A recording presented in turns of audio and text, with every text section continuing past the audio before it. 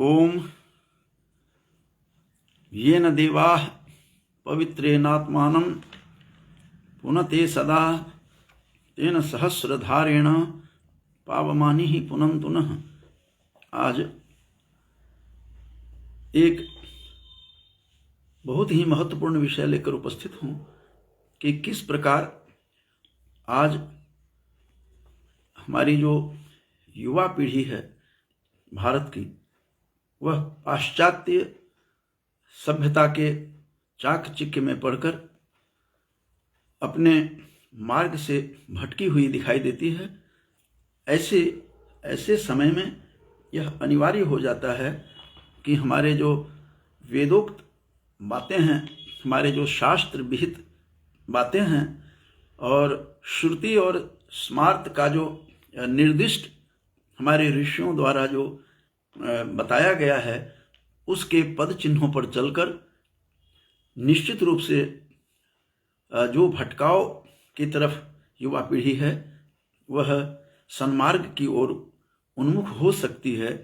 इस दृष्टि से उन कुछ बिंदुओं पर ध्यान देना आवश्यक है और बचपन से ही बच्चों को एक घूंटी की तरह जैसे पिलाते हैं उनके फायदे के लिए, तो वो आवश्यक है।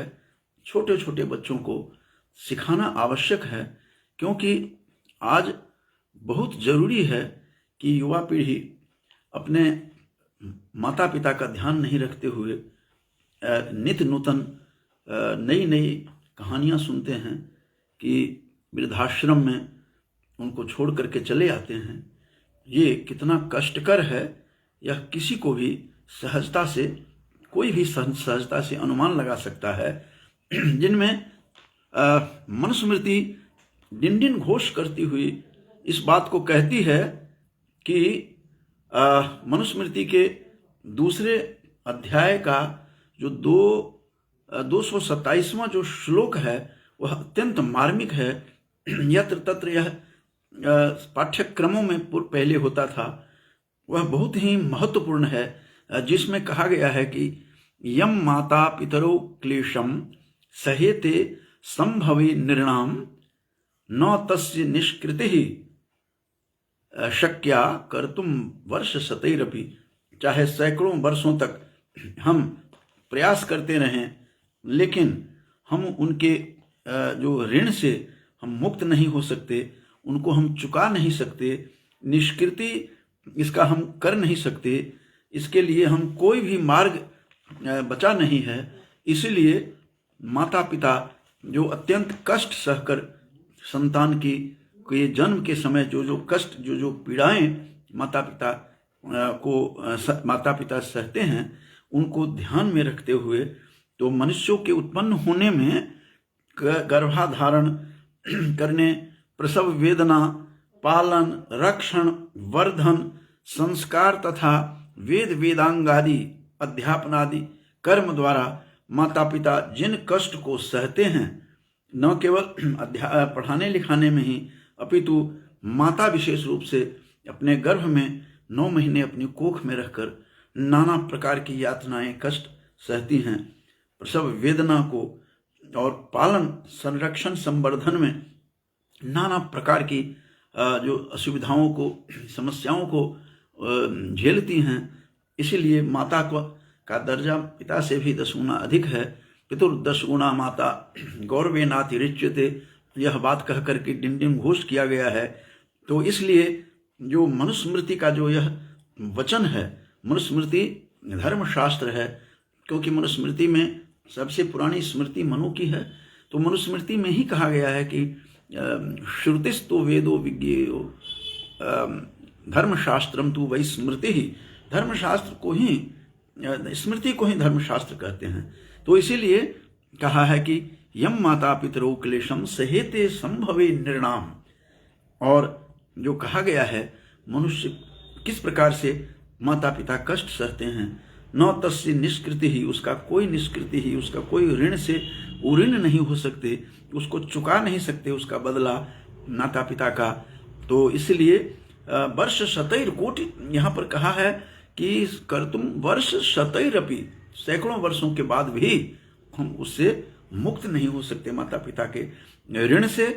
इसलिए ध्यान रखना पड़ेगा हम लोगों को कि यहाँ पर निर्नाम जो है अपत्य के लिए आया है, अपत्य के अर्थ के लिए जो क्या क्या काम करते हैं। और फिर मनुस्मृति में ही ये जो मैंने बताया था यम माता पितरो, ये दूसरे अध्याय के जो 227वां श्लोक है। अब हम दूसरे अध्याय के 121 जो श्लोक है, जो बहुत ही महत्वपूर्ण है, बहुत प्रचलित है और इसके अर्थ भी अत्यंत गूढ़ है, जो अभिवादनशीलस्य नित्यं वृद्धोपसेविनः चत्वारि तस्य वर्धन्ते आयुर्विद्या यशो बलम। यहाँ पर यह बात कही गई है कि अभिवादनशील जो संतति है, अभिवादनशील जो बच्चा है, अभिवादन में जो लगा हुआ है, अभिवादनशील जो हैं वह वृद्धोपि सेविनः और नित्यं वृद्धोपि सेविनः, नित्य बुजुर्गों की, आचार्यों की, अपने माता पिता की जो सेवा में तल्लीन हैं, तत्पर हैं और उनका आदर भाव करते हैं, ऐसे संतति की 4 चीजें बढ़ती चली जाती हैं। चत्वारि तस्य वर्धन्ते, तस्य उस अपत्य का, उस बालक का, चत्वारि तस्य वर्धन्ते क्या क्या है? आयुर्विद्या यशो बलम, आयु में वृद्धि होती है और विद्या में वृद्धि होती है। आयुर्विद्या और यश, प्रतिष्ठा, समाज में प्रतिष्ठा बढ़ जाती है और यश के साथ साथ बल भी पैदा होता है। वह बल जो है आध्यात्मिक और सामाजिक बल है, उसके कारण वह लाख झंझावात आए जीवन में, उससे वह जूझने के लिए सक्षम हो पाने में समर्थ हो जाता है। इसीलिए चत्वारि तस्य वर्धन्ते आयुर्विद्या यशो बलम। और विद्या जब आती है तो विद्या ददाति विनयम, विद्या जो है विनम्रता प्रदान करती है और विनयात याति पात्रताम, विनय विनम्र जब होता है, आदमी झुकता है, नमन करता है, तो फिर उसकी फिर विद्या के बाद विनम्रता आती है, विनम्रता से पात्रता आती है और पात्रत्वात् धर्म आपनोति, पात्रता होती है तो धन प्राप्त करता है और धनात् धर्म ततः सुखम, धन से धर्म और फिर अपूर्व अलौकिक सौख्य की अनुभूति होती है। ये बातें जो मनुस्मृति धर्मशास्त्र में जो बात कही गई है उसको इसलिए बताना आवश्यक है कि अभिवादनशील संतति बहुत आवश्यक है।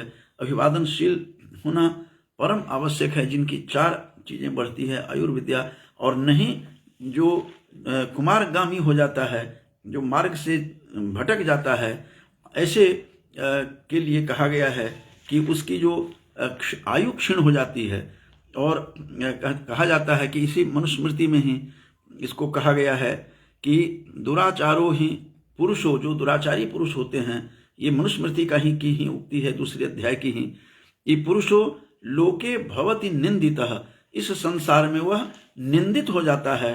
एक तो वह इस संसार में निंदित होता है, सबसे जो पहली बात कही गई है, और यह भी कहा गया है कि निंदित होने के साथ साथ उसमें और भी कमियां आती है कि वह अल्पायु हो जाता है। ये बात भी इसी दूसरे अध्याय में जो मनुस्मृति है, मनु ने इसी दूसरे अध्याय में इस बात को कहने का प्रयास किया है और कहा है कि जो व्यक्ति दुराचारी होते हैं, ऐसे दुराचारी व्यक्ति, दुराचारी चारों ही पुरुषों लोके भवति निंदितः, लोक तो लोक में निंदित होता है और दुख भागी, दुख का पात्र बनता है, भागी बनता है।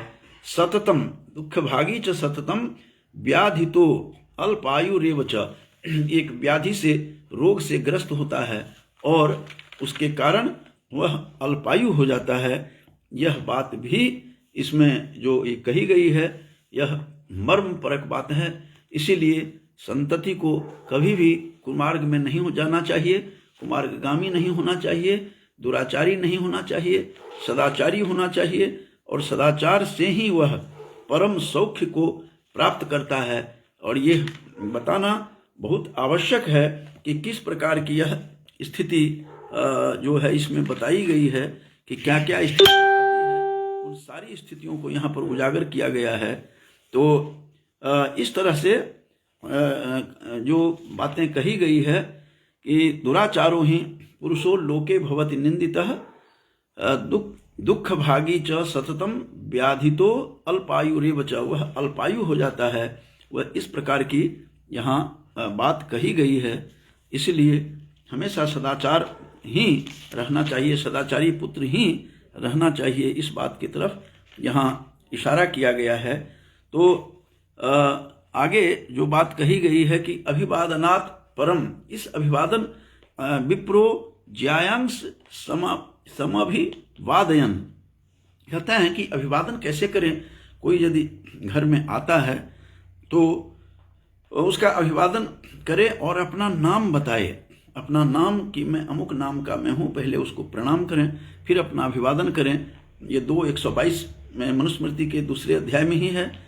और चौथे अध्याय का जो 154 श्लोक है महत्वपूर्ण है कि अभिवादयेत वृद्धांश, वृद्धांश च, वृद्धों का अभिवादन करे, और दद्यात चैवासनम शोकम, अपना आसन उसको छोड़ दे, और कृतांजलि दोनों हाथ जोड़कर उसके उपासित उनके पास जाकर के बैठें। गच्छतः, और जाते हुए, जब वो जाने लगते हैं अतिथि, जब आते हैं तो उन्हें उठ करके अभिवादन करें और उनके समीप बैठ जाएं। जो आजकल बैठते नहीं हैं, भागते फिरते हैं, बुजुर्गों को देखकर, श्रेष्ठ लोगों को देखकर आजकल की नवीन पीढ़ी के जो संतति हैं वहाँ बैठना नहीं चाहते। तो इस तरह की जो स्थिति आ रही है, इसके लिए वह इशारा किया गया है कि वहाँ जाकर के, वह उपासित कहा है कि वहाँ उनके पास जाकर के बैठें। और बैठने से क्या होगा कि वह विनम्रता प्राप्त कर सकता है, और विनम्र होने के बाद सुंदर पात्र बनता है। विनयात याति पात्रताम, और पात्रत्वात् धनमाप्नोति, सब कुछ सौख्य, उसको सुख, सांसारिक सुख प्राप्त होता है, ये बात कही गई है। और इसी के साथ कहा है कि वृद्धोपशालिनाम, ये केवल बुजुर्गों का, जो आचार्य हैं, गुरु हैं, या कोई बुजुर्ग हैं, या माता पिता हैं, या श्रेष्ठ जन हैं, ऐसे लोगों को सतत अभिवादनशील होकर उनका अभिवादन करना चाहिए। और इसी तरह से मनुस्मृति परक बातों को लेकर जो वाक्यपदीय, जो भर्तृहरि का अनुपम ग्रंथ है व्याकरण दर्शन का, उसके दूसरे कांड का जो 485 जो कारिका है, उसमें स्पष्ट किया गया है। उन्हीं बातों को लगता है जैसे मनुस्मृति का ही पूरा अनुकरण किया हो कि अनुपासित वृद्धानाम, कहते हैं जो अनुपासित वृद्धानाम, जिसने वृद्ध की उपासना नहीं की, वृद्धों के शरण में नहीं गया, वृद्धों के प्रति श्रद्धा भाव नहीं दिखाया, तो फिर ऐसे लोगों की विद्या विस्तीर्ण नहीं होती है, वह दम तोड़ देती है, विद्या संकुचित हो जाती है। तो इसलिए व्याकरण दर्शन के मर्मज्ञ मनीषी भर्तृहरि को भी यह लगा कि मनुस्मृति का अभिवादनशीलस्य जो बातें हैं, अभिवादनशीलस्य नित्यम वृद्धोपसेविनः, जो बात कही गई है दूसरे अध्याय के 121वें श्लोक में, उसी का लगता है कि पूरा सार निचोड़ करके उन्होंने, भर्तृहरि ने, एक पंक्ति जो इनकी दूसरी पंक्ति है उस कारिका की, कि अनुपासित वृद्धानाम विद्या नाति प्रसिद्धति, विद्या विस्तीर्ण नहीं होती, फैलती नहीं है, और विद्यावान जो हो जाते हैं उसके जितने भी, ये सारा का सारा मनुस्मृति का जो घोष है, घोषणा है कि जो व्यक्ति अभिवादनशील होता है बुजुर्गों का, अध्यापकों का, क्योंकि आचार्य उसी को कहते हैं कि आचिनोति बुद्धिम, और आचिनोत्य अर्थान, वह बुद्धि को इधर उधर से ला करके गुरु जो है उन्हें आधान करता है उस शिष्य में। तो इसीलिए आचारम ग्राह्यति भी एक परिभाषा दी गई है। यास्क ने अपने निरुक्त में कहा है कि आचारम ग्राह्यति इति आचार्य, जो आचार का, व्यवहार का, आचरण का ग्रहण करवाता है वही आचार्य है। तो ऐसे आचार्यों को, अपने माता पिता और श्रेष्ठ जनों को जो आदर करता है, उनकी 4 जो हैं, आयुर्विद्या यशो बलम, आयु, विद्या, यश और बल, ये चारों की वृद्धि होती है, ये बात कही है। उसी बात को भर्तृहरि ने जैसा कि बताया था कि वहाँ आकर के अनुपासित वृद्धा नाम कह करके कि विद्या नाति प्रसिद्धति, उनकी विद्या फैलती नहीं है, विस्तार नहीं होती, संकुचित होकर के दम तोड़ देती है। ऐसे दुराचारी लोगों की, जो श्रद्धा भाव नहीं रखते, जो गुरुजनों के प्रति आदर नहीं रखते, जो अवहेलना करते हैं, और जो इस प्रकार के जो श्रद्धा गुरु भक्त के प्रति, अपने आचार्यों के प्रति, माता पिता के प्रति भाव अच्छे नहीं रखते, ऐसे लोगों की विद्या दम तोड़ देती है।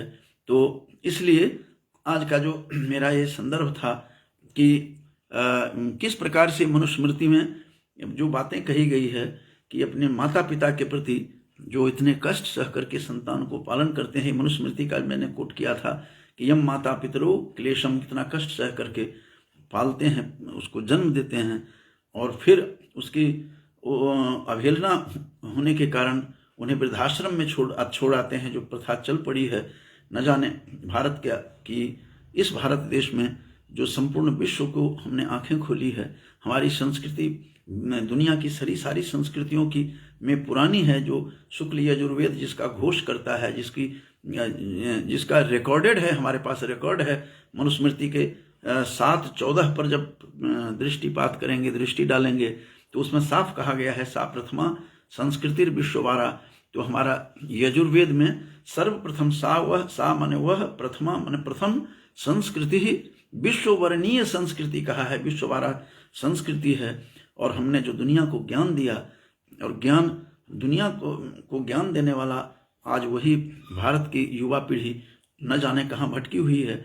इसीलिए मैंने कुछ जो मुझे दिखाई दिया है, मनुस्मृति में कुछ देख रहा था लिखने के प्रसंग में, तो मैं आप लोगों के सामने प्रस्तुत करके अपनी वाणी को मैं विराम देता हूँ कि आज का मेरा विषय ही यही था कि बच्चों को अभिवादनशील होना चाहिए, श्रेष्ठ लोगों के प्रति आदर भाव होना चाहिए।